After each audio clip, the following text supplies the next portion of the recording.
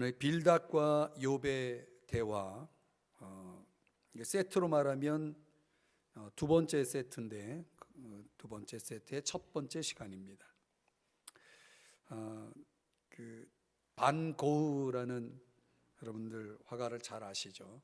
어느 날 창가에 앉아서 지나가는 사람들을 보고 있는데 한 사람이 지나가는 겁니다. 그런데 이 물건을 포장할 때 쓰는 천으로 옷을 만들어서 그것을 입고 지나가는 겁니다.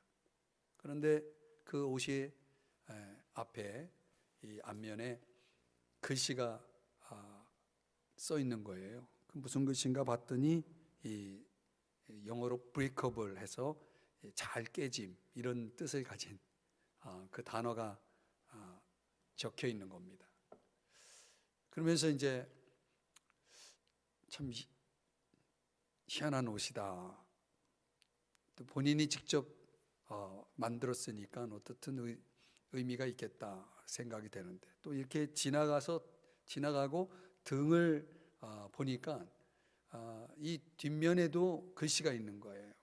거기는 뭐라고 돼 있냐면은 be careful, 조심하라는 거죠. 그러니까 이 반 고흐가 그 사람이 입은 이 수제 옷을 보면서 이게 바로 인간이구나 이런 걸 깨달았다는 겁니다. 이 브레이커블, 그냥 깨지기 쉬운 게 바로 인간이다. 그러니까 뒤에 적혀 있던 be careful 뭡니까? 취급할 때 조심하라는 거죠. 그러니까 우리가 사람을 대할 때 이 두 가지 이해가 필요한 것 같아요. 사람은 누구라도 깨어지기 쉬운 존재다. 유리병처럼 말이죠. 깨어지기 쉬운 존재고. 그러니까 상대할 때 항상 조심을 해야 되는 거죠. 여러분, 유리병이 깨졌다고 치면은 그 유리 그 파편 조각으로 인해서 사람이 다칠 수 있잖아요. 그러니까 깨어진 그 유리병이 사람을 다치게 하는 것처럼 우리가 어떤 깨어진 마음이, 인간의 마음이 깨어질 때 그 상처된 파편들이 다른 사람에게도 상처를 줄 수가 있는 거죠. 그렇기 때문에 항상 조심하고 또 조심을 해야 한다는 것입니다. 욥기 성경을 보면서 욥과 그리고 세 친구와의 관계를 생각할 때 그런 마음이 들어요. 친구라는 게 뭔가 이렇게 기껏 위로한다고 와가지고 욥을 계속 상처를 주고 있는 것을 봐요. 근데 오늘 이 두 번째 인물인 빌닷이라는 친구가 욥과의 대화를 나누는데 뭐 엘리바스라고 하는 친구 못지않은 아주 큰 또 상처를 욥에게 주고 있는 모습을 보게 됩니다. 이 빌닷과 욥의 첫 번째 대화의 내용 속에 우리가 좀 서론으로 빌닷이라는 사람을 좀 이해를 해야 되는데, 이 사람은 엘리바스 친구는 경험주의자라고 이렇게 우리가 말한다면 이 빌닷은 전통주의자입니다. 상당히 지적인 사람이죠. 그래서 그 빌닷은 뭘 중시하냐면 학문을 중시하는 사람입니다. 책을 많이 보는 사람이죠. 그래서 하나님을 이렇게 접근할 때도 하나님에 관해서도 이렇게 인격적인 만남보다는 이렇게 학문적으로 하나님을 접근하는 여러 가지 책들을 많이 읽고 그런 것들을 근거로 해서 하나님을 배워가고 알아가는 그런 사람이 이 빌닷입니다. 근데 그런 차원에서 보면은 이 빌닷은 그 많은 책들을 봤을 거고 또 그가 터득한 그 지적인 틀에 의해서 사람을 또 판단하는 거죠. 자기가 본 책에 의해서, 자기가 알고 있는 지식에 의해서 사람을 판단하는 그런 빌닷이었다라고 여러분이 생각하면 됩니다. 그러니까 어떻게 보면 이 상당한 신학자, 철학자 같은 그런 사람이라고 봐야죠. 또 이 빌닷이라고 하는 사람은 이름이 그 의미가 하나님의 애인 이런 뜻입니다. 근데 이런 의미 답게 살지 못하는 것 같아요. 욥에게 하는 걸 보면은 뭐 하나님의 애인답지가 않잖아요. 얼마나 고통을 줍니까? 그 이름에 걸맞지 않는 삶을 살고 있는 것을 봅니다. 오늘 저는 이 시간에 이 빌닷이 욥에게 주장한 내용을 살펴보고 또 거기에 대해서 욥이 대답한 내용들을 살펴보면서 저와 여러분에게 주님이 주시는 교훈을 함께 찾아보고자 합니다. 첫 번째, 이 빌닷의 주장을 한번 생각해 보려고 합니다. 세 가지로 요약이 되는데, 하나는 하나님의 공의입니다. 한번 따라 하십시다. 하나님의 공의. 2절, 3절 오늘 본문의 내용을 보면 제가 이 현대어 성경으로 여러분에게 소개합니다. 이런 내용이에요. 언제까지 그런 식으로 말하려는가? 언제까지 그렇게 심한 말을 해대려는가? 하나님께서 정의를 불의라고 말씀하실까? 전능하시니가 올바른 것을 그르다고 말씀하실까? 이렇게 빌닷이 욥에게 하는 겁니다. 빌닷이 굉장히 언짢아하고 있는 것을 알 수가 있습니다. 자꾸 욥이 말하는 걸 가만히 들어보니까 빌닷이 들을 때에 욥의 말에는 이런 의미가 있는 것 같아요. 하나님이 틀렸단 말이지. 지금 뭔가 하나님이 지금 잘못하고 있다라는 그런 차원으로 빌닷은 이해를 하는 겁니다. 그러니까 빌닷의 반박은 뭐냐면, 무슨 소리냐? 하나님은 결코 틀리지 않는다. 너가 잘못된 거지 하나님은 결코 틀릴 수가 없는 분이다 라고 하는 그런 주장을 하고 있는 겁니다. 왜 하나님은 틀릴 수 없느냐?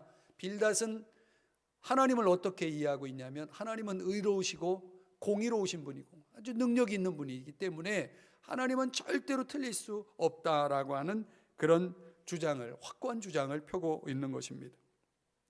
그렇기 때문에 그런 의롭고 공의로운 능력을 지니신 하나님 앞에서 감히 인간이 어떻게 의롭다라고 말할 수 있느냐? 지금 욥은 나는 잘못이 없다라고 말하고 있는 것에 대해서 이 빌닷이 그런 주장을 하고 있는 겁니다. 너가 잘못한 것이 없을 수 있겠냐? 어떻게 인간이 의로울 수 있냐라고 하는 그런 주장을 펼치고 있는 겁니다.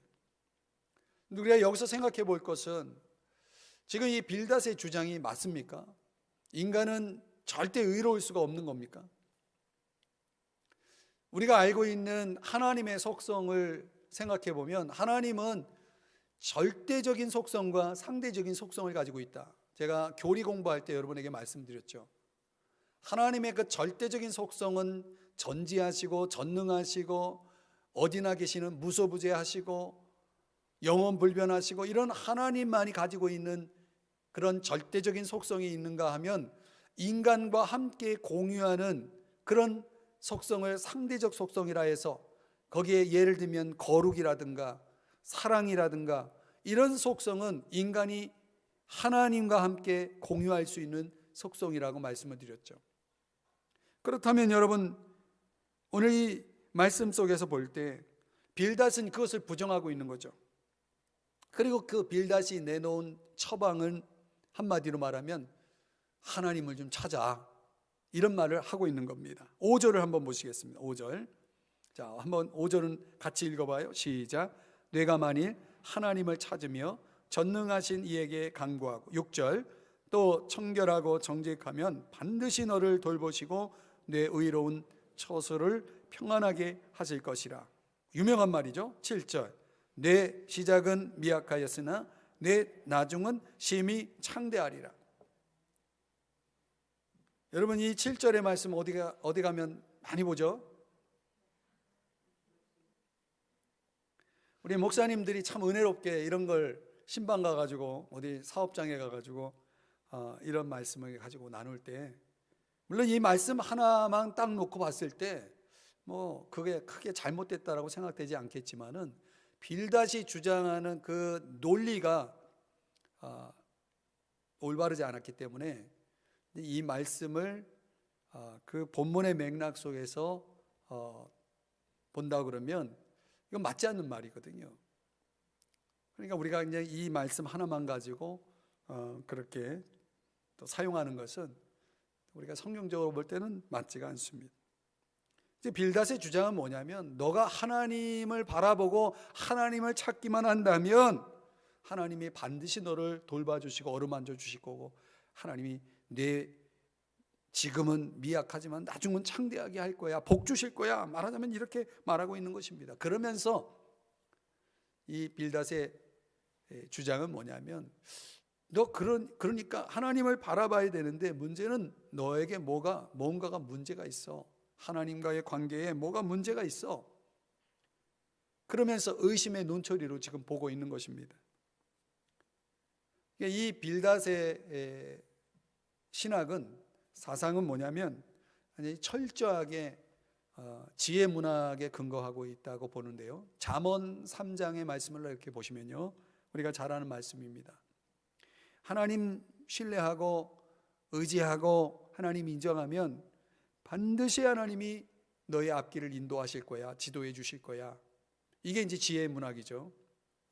우리가 배운 잠언의 말씀입니다. 이 말씀은 맞아요. 그러니까 지금 욥의 상태는 이 말씀을 벗어나 있다라고 보는 거죠. 욥의 삶은 이 말씀대로 살지 않았기 때문에 욥이 지금 고난을 겪고 있다라는 그런 논리를 펴고 있는 것입니다. 요약하면 빌닷은 인간의 의로움을 부정합니다. 그런 관점에서 하나님은 높이지만 인간이 거룩해질 수 있다는, 다시 말하면 인간이 하나님을 닮아갈 수 있는 그 가능성에 대해서는 철저하게 배수진을 치고 그것을 차단하고 있는 것을 볼 수가 있습니다. 여러분, 오늘 우리가 신앙생활하면서 이제 우리가 이런 빌닷의 신학을 우리가 받아들인다고 했을 때 문제가 되는 건 뭐냐면, 나는 절대 의로울 수가 없다라고 하는 말은 뭐냐면, 난 절대 변화될 수 없다라는 그런 주장이죠. 난 절대 변화될 수 없어. 이것은 어떻게 보면 자기 겸손이라고 주장할 수도 있겠지만은, 나는 절대 변화되지 않겠다라는 말과 똑같은 말이죠. 우리가 하나님 앞에 의로워지기 위해서, 하나님 앞에 우리가 거룩해지기 위해서는 내 힘으로 되는 것은 아닙니다. 그건 사실상 불가능하다는 걸 알고 있어요. 다만 우리가 주님을 믿으면, 그래서 구원을 받고 계속해서 주님을 의지하고 주님의 도움을 받고 또 주님이 주시는 힘을, 능력을, 공급을 받는다면 저와 여러분은 얼마든지 주님의 의로우심을 닮아갈 수 있는 줄 믿으시기 바랍니다. 분명히 주님이 그렇게 말씀하셨잖아요. 그래서 마태복음 5장 48절에 이렇게 말씀하잖아요. 다 같이 한번 읽어봐요. 시작. 그러므로 하늘에 계신 너희 아버지의 온전하심과 같이 너희도 온전하라. 주님이 이렇게 말씀하셨다는 건 뭡니까? 너희가 온전할 수 없는데 이렇게 말씀하는 건 아니잖아요. 온전할 수 있는 가능성을 열어놓으신 거죠.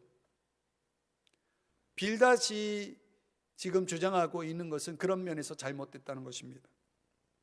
또 빌닷이 욥에게 하는 주장은, 두 번째는 죄의 결과입니다.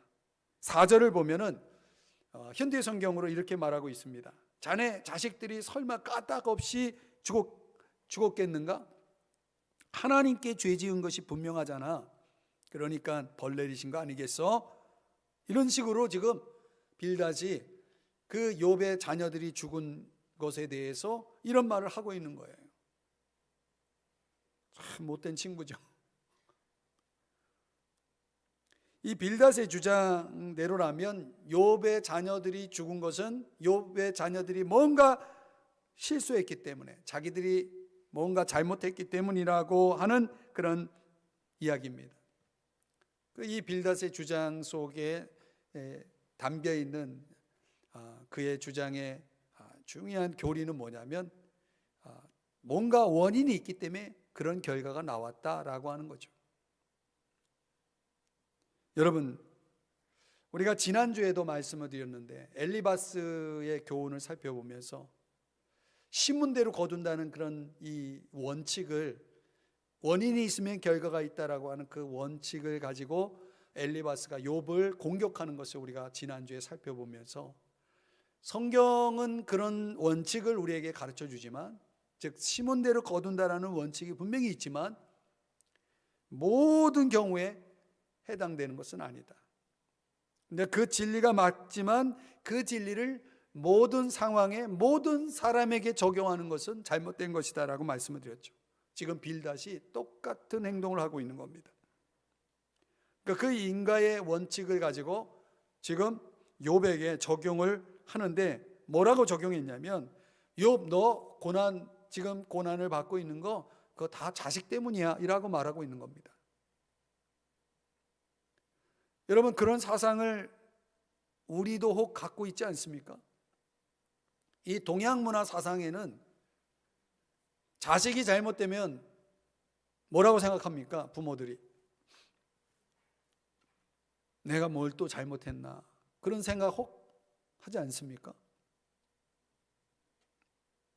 11절 말씀을 한번 보시면요, 더 메시지 번역으로 보면 빌닷이 욥에게 이렇게 말하고 있습니다. 흙이 없는데 소나무가 크게 자라고 물이 없는데 달콤한 토마토가 주렁주렁 열리겠는가?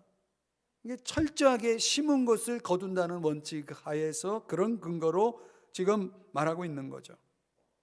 이 말은 틀리지 않지만 그러나 항상 맞는 말은 아니라는 거죠. 이미 지난주에도 여러분에게 말씀을 드렸죠.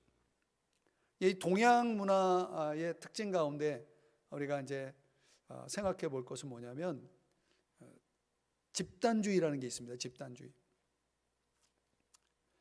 이 집단 문화가 가장 잘 드러나는 곳이 가족주의죠.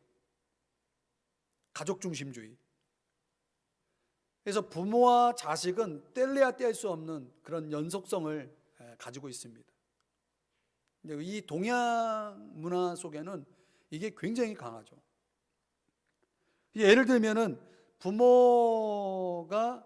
부모의 삶이 직접적으로 자녀들의 삶에 영향을 준다라고 하는 그런 것을 강조하면서 조금 전에 말씀드린 것처럼, 예를 든 것처럼 자식이 좀 잘못되고 그러면은 부모가 즉각적으로 그런 생각을 하죠. 내가 또 뭘 잘못해가지고 우리 자녀들이 이렇게 어려움을 겪나 하면서 부모 탓으로 그것을 해석하는 경향이 있죠. 이게 이제 동양 사상입니다. 근데 그런 식으로 생각하는 것이 뭐 자기를 돌아보는 성찰의 기회로 뭐 또 좋은 의미로 이렇게 해석을 할 수도 있겠지만은 매사에 그런 식으로 적용하는 것은 잘못이라고 생각합니다. 여러분, 이제 성경을 통독하면서 깨달을 수 있는 것 가운데 하나가 뭐냐면, 제가 최근에 이제 역사서를 읽었는데 역사서 읽으면서 또 하나님이 이제 제 안에 큰 깨달음을 주신 것 가운데 하나가 뭐냐면,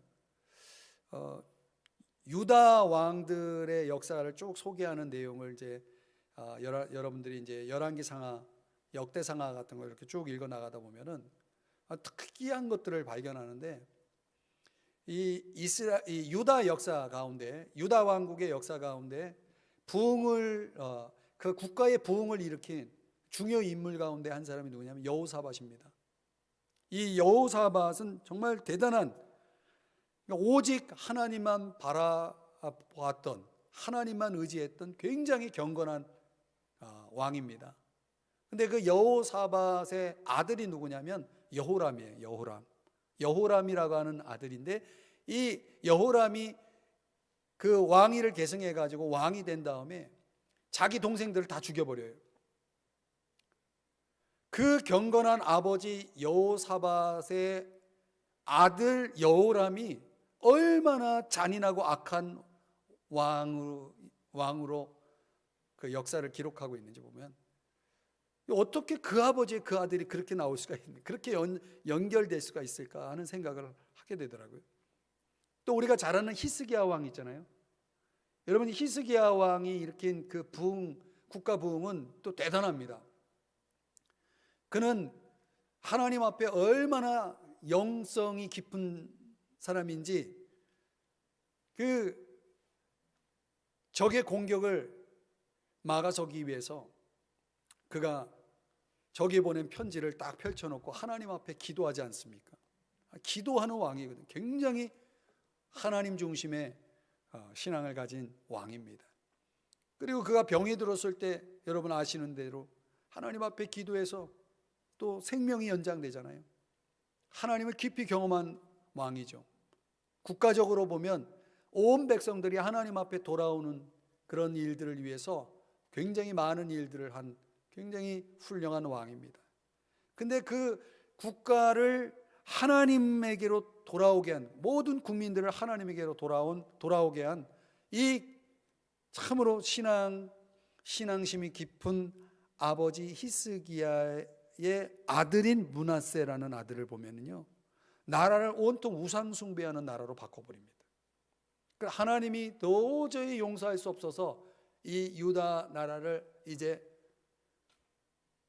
적에게 넘기기로 하나님께서 진노하시는 내용들이 성경에 기록됩니다. 어떻게 히스기야에게서 그런 므낫세 같은 아들이 나올 수 있을까?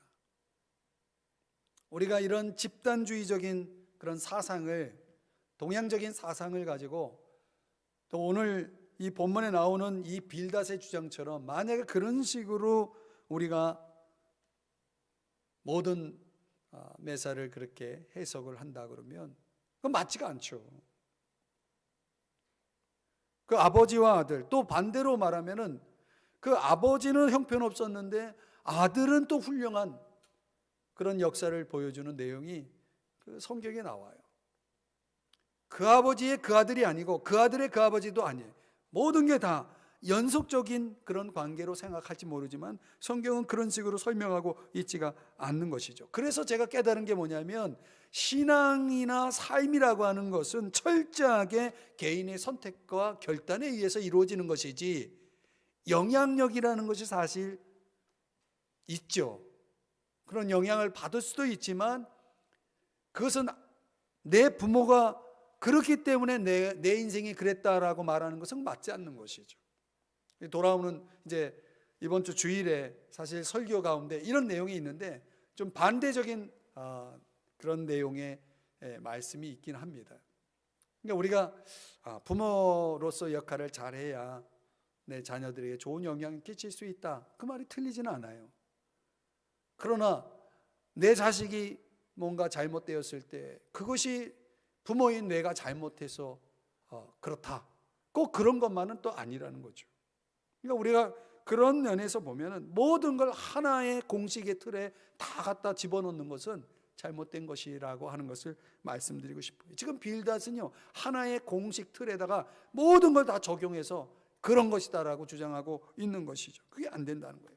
그러니까 하나님은요, 우리에게 어떤 가능성을 열어놓냐면 뭐 조상 대대로 내 부모가 나에게 아무리 좋은 영향력을 끼치지 못했다 하더라도 내가 얼마든지 하나님의 마음에 합한 사람으로서 하나님께 쓰임받을 수 있는 그런 가능성, 그런 길이 얼마든지 열려 있다는 거예요. 내가 결단하고 내가 선택하고 내가 순종해서 하나님 앞에 얼마든지 그렇게 쓰임받을 수 있다라고 하는 것을 오늘 성경은 우리에게 가르쳐 주는 거죠. 그렇기 때문에 탓 문화를 벗어버려야 된다는 거예요. 누구 탓 문화, 이 탓하는 문화를 벗어버려야 된다. 이것이 이제 오늘 이 빌닷의 주장에서 우리가 배워야 될 두 번째 교훈이에요. 세 번째는 뭐냐면 빌닷의 주장의 그 전반적인 그 근거는 다 뭐냐면 조상으로부터 선조로부터 배운 지혜를 근거로 주장하고 있는 것을 볼 수가 있습니다. 한번 8절을 한번 보시겠습니다. 8절. 현대어 성경이지만 한번 같이 읽어봐요. 시작. 이보게 욥, 한번 옛사람들의 지혜를 생각해 보게나 우리 선조들이 지녔던 그 통찰력을 되새겨 보게. 되새겨인데 잘못 썼어요. 여러분, 빌닷의 주장이 뭐냐면 이런 거예요. 한번 옛사람들의 지혜를 생각해 보게나 라고 말하고 있는 것은 뭐냐면 바로 그것이죠. 지금 빌닷이 대대로 전해 내려오는 옛 선조들, 경건한 조상들의 그 가르침을 반영하고 있다는 것입니다. 9절 10절의 말씀도 현대어 성경으로 보면 그런 논리입니다. 인생이라는 게 짧고 고작해야 지나가는 그림자에 불과하다. 이게 이제 9절이고 10절에 보면은 선조들에게서 어찌 배울 것이 없겠는가 하면서 이런 선조들의 가르침을 주목할 것을 이렇게 욥에게 이야기를 합니다. 그러니까 우리 빌닷의 이 주장대로 보면은 과거 선조들의 경험과 가르침을 통해서 욥이 잘못되었다는 것을 증명하고 있는 건데, 우리가 이제 우리에게 이제 적용해서 보면은 우리가 우리 어르신들 옛날 우리 선조들의 좋은 경험들, 지혜들을 배운다는 게 그게 나쁜 게 아니죠. 또 그럴 필요도 있죠. 우리가 얼마든지 우리의 선조들로부터, 우리의 믿음의 선배들로부터 배울 수 있는 것들이 있겠죠. 그러나 오늘 이 말씀 속에서 빌닷이 주장하는 것은 그런 좋은 의미로서의 주장은 아닌 것 같아요. 그러니까 그런 전에 내려오는 선조들의 그런 가르침을 놓고 봤을 때 당신은 분명히 잘못되었고 하나님께 벌을 받게 될 거야, 이런 주장을 하면서 결국 8장 20절 21절의 내용에 가보면 너가 다시 하나님께 돌아와서 믿음을 제대로 갖는다면 하나님이 너를 이제 도와주실 거야, 버리지 않을 거야, 이런 지금 논리를 펴고 있는 거거든요. 21절에 보면 그분께서는 자네에게 그런 웃음을 다시 짓게 할 거다라고 하는 이야기를 하고 있는 것입니다. 이 욥에게 한 이 빌닷의 말을 가만히 보면은 로마서 8장 28절이 생각나요. 지금 그런 얘기를 하고 있는 거죠. 결국은 다 잘 될 거야. 너가 하나님 앞에 이제 믿음을 제대로 회복하고 믿음만 잘 갖는다면, 그런 식으로 하면서 욥의 잘못됨을 지금 지적하고 있는 겁니다. 병 주고 약 주는 것 같은 느낌이에요. 그 요지의 주장을 펴면서 이 빌닷이 인용한 성경 구절을 두 개를 한번 소개를 합니다. 시편 126편 2절의 말씀 한번 같이 읽어봐요. 시작. 그때에 우리 입에는 웃음이 가득하고 우리 혀에는 찬양이 찼었도다. 또 138편 시작. 여호와께서 나를 위하여 보상해 주시리이다. 이렇게 성경을 인용해 가면서 결국은 잘 될 거지만 그러나 넌 지금 잘못돼 있어 라고 하는 그런 주장을 한 거죠. 여러분, 우리가 여기서 또 하나 얻을 교훈이 하나 있습니다. 그건 뭐냐면 우리가 과거의 지혜, 즉 우리의 믿음의 선배들, 선조들의 좋은 가르침과 경험을 통해서 교훈을 얻는다는 것은 필요합니다. 그러나 우리가 여기서 한 가지 생각해 볼 것은, 그렇다고 그들의 경험, 그들의 교훈이 다 진리는 아니라는 것입니다. 다 진리는 아니라는 것입니다. 좋은 가르침이 있을 수 있지만 그렇다고 모든 가르침이 진리는 아니라는 거죠. 그래서 우리가 항상 생각할 것은 우리의 모든 선택 기준 속에서 최고의 권위를 가진 것은 하나님의 말씀이지 경험도 아니고 어떤 사람의 지혜도 아닌 하나님의 말씀이 최고의 권위의 자리에 있어야 한다는 거죠. 그래서 우리가 어떤 교훈을 배울 때, 누군가에게 어떤 교훈을 배울 때 조상으로부터, 선조로부터 무엇을 우리가 교훈을 얻고자 할 때 과연 이 가르침이, 이 경험이 하나님의 진리에 합당한가라고 하는 것을 물어볼 필요가 있다는 거예요.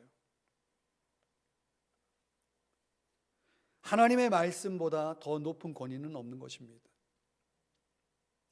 그러니까 우리의 일상 속에서 저와 여러분이 끊임없이 우리가 물어야 할 질문이 바로 그것입니다. 우리가 무엇을 배운다라고 하는 것은 좋은 일이지만 그 무엇을 배우고자 하는 그 근거가 하나님의 말씀을 반드시 하나님 말씀을 통과해야 됩니다. 하나님 말씀 안에 들어와 있어야 우리가 배울 수 있는 거고 따를 수 있는 것이 된다는 것입니다. 자, 우리가 이 빌닷의 주장을 한번 돌아봤는데요, 욥의 대답 내용을 통해서 한번 또 교훈을 살펴보려고 합니다. 욥의 대답을 보면은 역시 세 가지로 정리해 볼 수 있는데요, 먼저 욥은 하나님의 의와 능력과 심판을 인정하고 있습니다. 9장 2절 말씀 한번 같이 읽어보겠습니다. 2절과 10절입니다. 시작. 진실로 내가 이 일이 그런 줄을 알거니와 인생이 어찌 하나님 앞에 의려우랴. 측량할 수 없는 큰 일을, 셀 수 없는 기이한 일을 행하시느니라. 아멘. 그러니까 욥은 하나님의 의로움에 대해서 인정을 합니다. 내가 인생이 어찌 하나님 앞에 의로우랴. 그러니까 하나님의 그 절대적 의를 지금 인정하고 있는 거죠. 또 9장 10절에서는 하나님은 측량할 수 없는 큰 일을 행하시는 분이시다. 하나님의 능력은 참으로 크시다라고 하는 것을 인정하고 있습니다. 그러면서 4절에서부터 10절까지 내용, 전체 내용을 보면 거기에 하나님의 지혜, 하나님의 힘, 하나님의 능력, 하나님이 행하시는 창조의 능력, 그런 놀라운 일들, 이런 것들을 쭉 나열하면서, 그러면서 여기서 욥이 하나의 의문을 던지는 거예요. 그런 하나님 앞에서 내가 어떻게 하나님에게 어떤 영향을 끼칠 수 있겠는가? 하나님이 과연 그렇게 의롭고 능력 있고 한 분이시라면 그 위대하신 하나님 앞에 내가 어떤 영향을 끼칠 수 있겠는가? 그러면서 욥이 이렇게 말하는 것입니다. 11절입니다. 다 같이 읽어봅니다. 시작. 그가 내 앞으로 지나시나 내가 보지 못하며 내가 그 앞에서 움직이시나 내가 깨닫지 못하느니라. 아멘.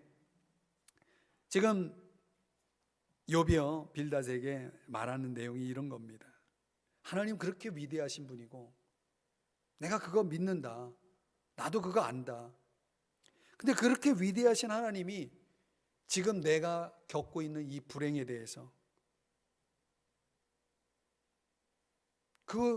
왜 내가 이런 불행을 겪어야 하는지에 대해서 하나님 알려주시지도 않고 또 내가 겪고 있는 이 불행에 대해서 관여하고 있지 않는다는 것에 대해서 나는 의문이다.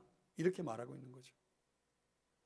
이 욥의 입장에서 보면 하나님이 그렇게 위대하신데 왜 나는 지금 불행을 겪고 있고 왜 나는 지금 이 불행을 겪고 있는 것에 대해서 도무지 그 이유를 알 수 없느냐라고 하는 논리를 지금 이야기하는 겁니다. 굉장히 타당한 거죠. 욥이 가지고 있는 의문을 여러분 이해하시겠습니까? 우리도 종종 그럴 수 있죠. 내가 정말 하나님을 믿는데 그 내가 믿는 하나님이 나와 함께 한다면 어떻게 내 현실 속에서 내가 겪고 있는 어떤 어려움을 이렇게 그냥 두실까? 이런 생각을 가질 수 있는 거죠. 그러니까 전능하신 하나님은 인정하는데 그 하나님 앞에 절망하고 있는 것입니다. 그러면서 이제 욥이 신화에 나오는 바다 괴물, 오늘 성경 본문에는 라합이라고 말하고 있죠. 라합. 이 사람 이름 여호수아에 나오는 라합이 아닙니다. 이거는 그 고대 문헌에 나오는 소위 말하는 아주 무시무시한 그 괴물이에요. 괴물 이름이 라합입니다. 근데 학자들은 이게 용이라고 말하고 있어요. 용. 그런데 이 용 라합이 세상을 아주 혼돈스럽게 하는 그런 능력을 가지고 있어요. 근데 하나님께서 창조의 능력으로 그 용 라합을 제압을 해가지고 세상 질서를 바로잡는다라고 하는 그런 어떤 시적인 표현을 오늘 욥이 지금 하고 있는 것입니다. 그러면서 하나님이 그 무시무시한 라합을 제압해서 그렇게 세상 질서를 바로잡는 그 정도의 하나님의 능력이라면 누가 그런 하나님과 경쟁할 수 있겠느냐? 또 하나님의 법정에서 과연 그런 하나님 앞에 누군가 그 법정 앞에 선다면 그 의로우신 하나님보다 더 의로운 존재가 세상에 어디 있겠느냐. 이렇게 이야기를 하면서 마지막 15절에서 이렇게 말하고 있는 것입니다. 15절을 같이 읽습니다. 시작. 가령 내가 의로울지라도 대답하지 못하겠고 나를 심판하실 그에게 간구할 뿐이며. 그러니까 나는 그런 하나님 앞에 내가 바랄 것은 그저 자비를 구할 뿐이다, 이렇게 이야기를 하는 겁니다. 여러분, 욥이 어떤 지금 마음으로 있는지, 또 빌닷에게 지금 말하면서 어떤 절망 속에 있는지를 느끼십니까? 절망은 그 다음 단계로 욥을 또 이끕니다. 17절입니다. 이렇게 말하고 있어요. 한번 읽어보죠. 시작. 그가 폭풍으로 나를 치시고 까닭 없이 내 상처를 깊게 하시며. 까닭 없이 내 상처를 깊게 하시다. 누가요? 하나님이 뭐 하고 있는 겁니까? 불평하고 있는 거예요. 이제 그 위대하신 하나님 앞에 절망한 욥이 지금은 까닭 없이 나를 치신다라고 불평을 하고 있습니다. 29절에 가보면 내가 정죄하심을 당할진대 어찌 헛되이 수고하리까. 아무 소용이 없다는 거죠. 다 쓸데없는 일이다 라고 말하고 있는 것입니다. 33절을 한번 가봅니다. 이건 같이 읽어봐요. 시작. 우리 사이에 손을 얹을 판결자도 없구나. 자기를 변호해 줄 존재가 없다라고 지금 이야기하고 있는 것입니다. 지금 욥이 뭐 하고 있는 거예요? 욥이 내가 당하는 고난을 만들어낸 분이다, 나의 고난을 만든 분이다 라고 지금 불평하고 있는 겁니다. 이런 상황 속에 있으면 욥은 하나님을 믿는 것을 거의 포기할 지경에 와 있는 거예요. 이제 더 이상 하나님을 믿을 필요가 없구나. 아니, 하나님도 나를 포기했구나. 지금 그런 생각에 빠져 있는 것입니다. 이게 유혹이죠. 이게 유혹이죠. 어쩌면 우리도 이런 유혹에 빠지는, 그래서 흔들리는 그런 경험을 할 수가 있는 것입니다. 성경은 이런 주제를 다루면서 우리를 위로하는 말씀들이 여러 곳에 나오는데, 대표적으로 시편 77편의 말씀을 여러분에게 소개하면 이렇게 말씀을 합니다. 내가 하나님을 기억하고 불안하여 근심하니 내 심령이 상하도다. 그러니까 하나님 앞에 상처를 입는 거죠. 9절. 하나님이 그가 베푸실 은혜를 잊으셨는가, 노하심으로 그가 베푸실 긍휼을 그치셨는가 하였나이다. 이런 절망적인 탄식을 시편 기자가 하고 있습니다. 그러면서 하나님 앞에 그 자신이 지금 겪고 있는 이 유혹, 흔들림, 고백하고 있는 것입니다. 욥이 지금 그런 상태인 것이죠. 여러분, 욥이 하나님 앞에 이렇게 흔들릴 때 하나님은 어떤 생각을 하셨을까요? 나중에 이제 욥기 끝부분에 가보면요, 욥이 이렇게 화를 내고 하나님 앞에 불평하고 하나님 앞에 이렇게 항변할 때, 항의할 때 하나님은 그것을 다 받아주고 계셨다는 사실을 성경이 보여줍니다.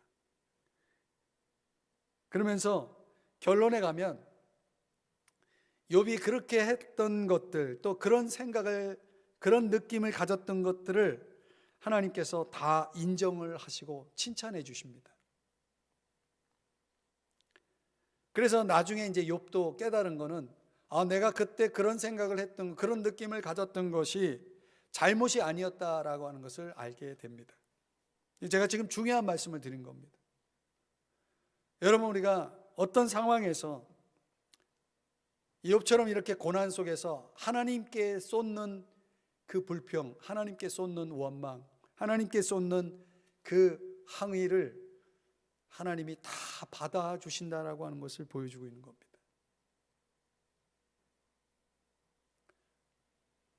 오히려 그게 나를 더 살리는 일이고, 내가 더 일어설 수 있는 방법일 수 있다는 거예요. 그래서 이제 욥이 10장에 넘어가면은 더 강하게 하나님께 항의를 하게 됩니다. 8절입니다. 주의 손으로 나를 빚으셨으며 만드셨는데 이제 나를 멸시하나이다. 기억하옵소서. 그러면서 9절서부터 12절까지 욥이 뭘 얘기하냐면 자신의 생명이 어머니 모태에서 형성될 때부터 시작해가지고 지금까지 하나님께서 하신 일에 대해서 말씀을 하면서 생명 창조를 아주 섬세하게 묘사를 하고 있어요. 생명이 시작될 때부터 시작해서 성인에 이르기까지 하나님이 다 하시지 않았습니까? 욥이 그렇게 지금 고백하고 있는 겁니다. 하나님이 내가 지금 여기까지 오는 동안 내가 내 생명이 시작되는 순간부터 지금까지 하나님이 다 하시지 않았습니까? 라고 말하면서 욥이 지금 내가 왜 이렇게 고난을 겪어야 하는지를 다시 한번 하나님 앞에 묻고 있습니다. 18절 19절입니다. 한번 같이 읽어보겠습니다. 시작. 주께서 나를 태에서 나오게 하셨음은 어찌 함이니까? 그렇지 아니하셨더라면 내가 기운이 끊어져 아무 눈에도 보이지 아니하였을 것이라. 19절. 있어도 없던 것 같이 되어서 태에서 바로 무덤으로 옮겨졌으리이다. 20절. 내 날은 적지 아니하니까 그런즉 그치시고 나를 버려두사 잠시나마 평안하게 하시되. 지금 욥이 하나님 이제 날 좀 내버려 두세요 하면서 하나님께 지금 항의를 하고 있는 겁니다. 데모를 지금 하고 있는 거예요. 여러분, 말씀의 결론을 맺어봅니다. 때로는요, 저는 이제 이 욥기를 생각할 때 참 이해가 된다, 공감이 된다, 이런 생각을 해보게 됩니다. 내가 겪는 인생의 고통 앞에 우리도 욥처럼 이렇게 불평할 수 있고 의심할 수 있고, 욥이 오늘 생각해 보면 이 시점에서는 거의 믿음을 포기할 수준에 와 있는 것을 알 수가 있거든요. 이렇게까지 생각할 만큼 욥은 지금 유혹에 직면해 있는 것이고 시험에 빠져 있는 것이고 그런 거죠. 그런데 여러분, 우리가 욥의 결말을 알면서 이 본문을 보기 때문에 이해할 수 있는 것은, 분명한 것은 그 어떤 것도 하나님의 사랑에서 욥을 끊을 것이 없다라고 하는 것이죠. 그 어떤 것도, 그 어떤 상황도 하나님의 사랑에서 욥을 끊을 수가 없었다는 것이죠. 그걸 우리에게도 적용할 수 있는 겁니다.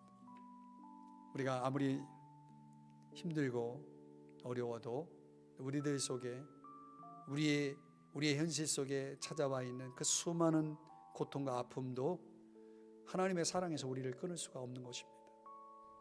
그게 바울이 로마서 8장에서 고백하고 있는 거 아닙니까? 그렇죠? 우리가 그걸 믿어야 되는 거죠. 왜냐하면 우리는 성경의 결말을 알기 때문에 믿을 수 있는 겁니다. 그게 사실이기 때문에. 또 그래서 욥이 오늘 뭐라고 말했냐면 33절에서 판결자가 없다고 그랬어요. 이 말은 무슨 얘기냐면 나를 변호해주고 지금 이 잘못된 상황을 바로잡아줄 그런 분이 없다라고 하는 거예요. 중재할 분이 없다는 거예요. 그런데 정말 없었나요? 욥기 42장에 가보면 분명히 하나님께서 바로잡잖아요. 하나님께서 변호해 주셨잖아요. 42장 7절에서 뭐라고 말씀합니까? 너희가 나를 가르쳐 말한 것, 지금 친구들을 향해 말씀하시는 거예요. 내 종 욥의 말같이 옳지 못하다. 하나님께서 변호해 주셨잖아요. 인정해 주셨잖아요. 이게 결론이잖아요.